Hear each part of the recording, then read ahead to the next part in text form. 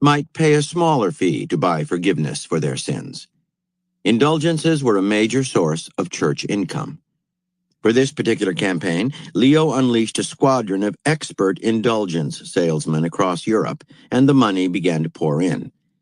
As his chief architect for the completion of St. Peter's, he appointed the great artist Raphael, who planned to make the building a splendid work of art, Leo's lasting legacy to the world.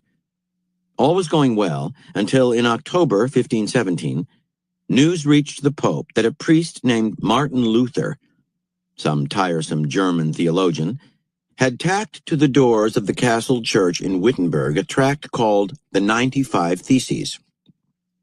Like many important documents of the time, the tract was originally in Latin, but it had been translated into German, printed up, and passed out among the public. And within a few weeks, all Germany seemed to have read it. The 95 Theses was essentially an attack on the practice of selling indulgences. It was up to God, not the church, to forgive sinners, Luther reasoned, and such forgiveness could not be bought. The tract went on to say that the ultimate authority was Scripture. If the Pope could cite Scripture to refute Luther's arguments, the priest would gladly recant them. The Pope did not read Luther's writings. He preferred poetry to theological discussions. And a single German priest surely posed no threat to the use of indulgences to fund worthy projects, let alone to the church itself. But Luther seemed to be challenging the church's authority in a broad sense, and Leo knew that an unchecked heresy could become the center of a sect. Within recent centuries in Europe, the church had had to put down such dissident sects by the use of force. Better to silence Luther before it was too late. Leo began relatively gently, asking the respected Catholic theologian Sylvester Mazzolini, usually known as Prierius, to write an official response to Luther that he hoped would frighten the priest into submission. Prierius proclaimed that the Pope was the highest authority in the Church, even higher than Scripture. In fact, that the Pope was infallible. He quoted various theological texts written over the centuries in support of this claim. He also attacked Luther personally, calling him a bastard and questioning his motives. Perhaps the German priest was angling for a bishopric? Prierius concluded with the words, "Whoever says that the Church of Rome may not do what it is actually doing in the manner of indulgences is a heretic." The warning was clear enough. Leo had much on his mind during these years, including turmoil in the Ottoman Empire and a plan to launch a new crusade. But Luther's response to Prierius got his attention right away. Luther wrote a text in which he mercilessly took apart Prierius's writings. The Church, he argued, had failed to answer his charges and to base its arguments on Scripture. Unless its authority in granting indulgences and excommunicating heretics was rooted in the Bible, it was not spiritual in nature, but worldly, political, and that kind of authority could and should be challenged. Luther published his text alongside Prierius, allowing readers to compare the two and come to their own conclusions. His direct quotation of Prierius, his audacious and mocking tone, and his use of recently developed printing technology to spread his message far and wide, all this was quite shocking and new to church officials. They were dealing with a clever and dangerous man. It was now clear to Leo that the war between the church and Luther was a war to the death. As the Pope pondered how to get the German priest to Rome and try him as a heretic, Luther accelerated his campaign, continuing to publish at an alarming rate, his tone even more vitriolic.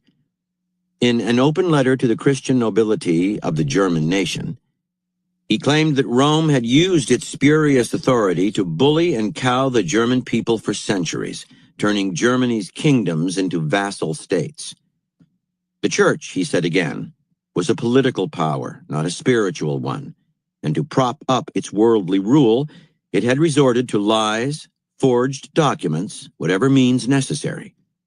In On the Babylonian Captivity of the Church, He railed against the Pope's lavish lifestyle, the whoring among the church hierarchy, the blasphemous art Leo funded. The Pope had gone so far as to have staged an immoral and bawdy play by Machiavelli called Mandragola within the Vatican itself. Luther juxtaposed the righteous behavior advocated by the Church with the way its cardinals actually lived. It was the Pope and his entourage, Luther charged, who were the real heretics, not he. In fact, the Pope was the Antichrist. It seemed to Leo that Luther had responded to Prierius's threat by raising the temperature. Clearly, the threat had been weak. The Pope had been too lenient. It was time to show real force and end this war. So Leo wrote a papal bull threatening Luther with excommunication. He also sent church officials to Germany to negotiate the priest's arrest and imprisonment.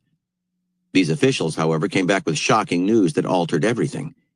In the few short years since the publication of the 95 Theses, Martin Luther, an unknown German priest, had somehow become a sensation, a celebrity, a beloved figure throughout the country. Everywhere the Pope's officials went, they were heckled, even threatened with stoning. Shop windows in almost every German town contained paintings of Luther with a halo over his head. 9/10 of the Germans shout, "Long live Luther," one official reported to Leo, and the other 10th, "Death to Rome." Luther had somehow aroused the German public's latent resentment and hatred of the Church, and his reputation was impeccable.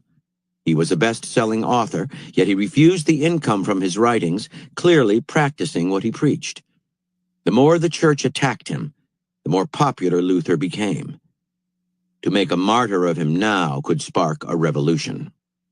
Nevertheless, in 1521, Leo ordered Luther to appear in the town of Worms before the imperial diet, a gathering of German princes, nobles, and clergy organized by the newly elected Holy Roman Emperor Charles V. Leo hoped to get the Germans to do his dirty work, and Charles was amenable. A political creature, worried by the anti-authoritarian sentiments that Luther had sparked, he wanted the dispute over. At the Diet, he demanded that the priest recant his teachings. But Luther, as usual, refused, and in dramatic fashion, uttered the memorable line, "Here I stand. I cannot do otherwise. God help me." The emperor had no choice. He condemned Luther as a heretic and ordered him to return to Wittenberg to await his fate. On the way home, however, Luther was kidnapped and taken to Warburg Castle. The kidnapping had actually been planned and executed by his many supporters among the aristocracy.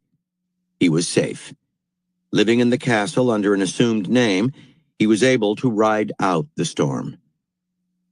Leo died that year, and within months of his death, Luther's ideas and the reforms that he had advocated had spread throughout Germany like wildfire. By 1526, a Protestant party was officially recognized in different parts of Europe. This was the birth of the Reformation, and with it the vast worldly power of the Catholic Church, at least as Leo had inherited it, was irrevocably broken.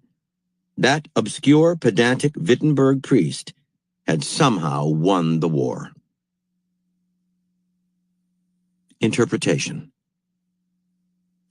Luther's original intention in his 95 Theses was to discuss a point of theology, the relationship, or lack of it, between God's forgiveness and papal indulgences.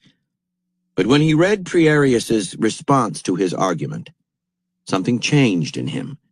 The Pope and his men had failed to find justification for indulgences in the Bible.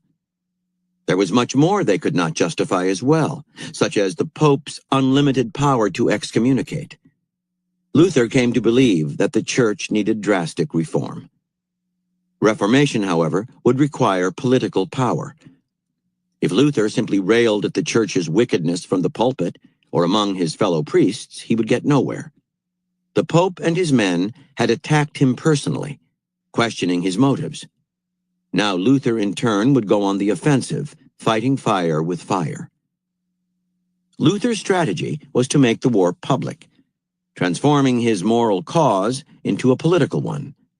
He did this by exploiting the previous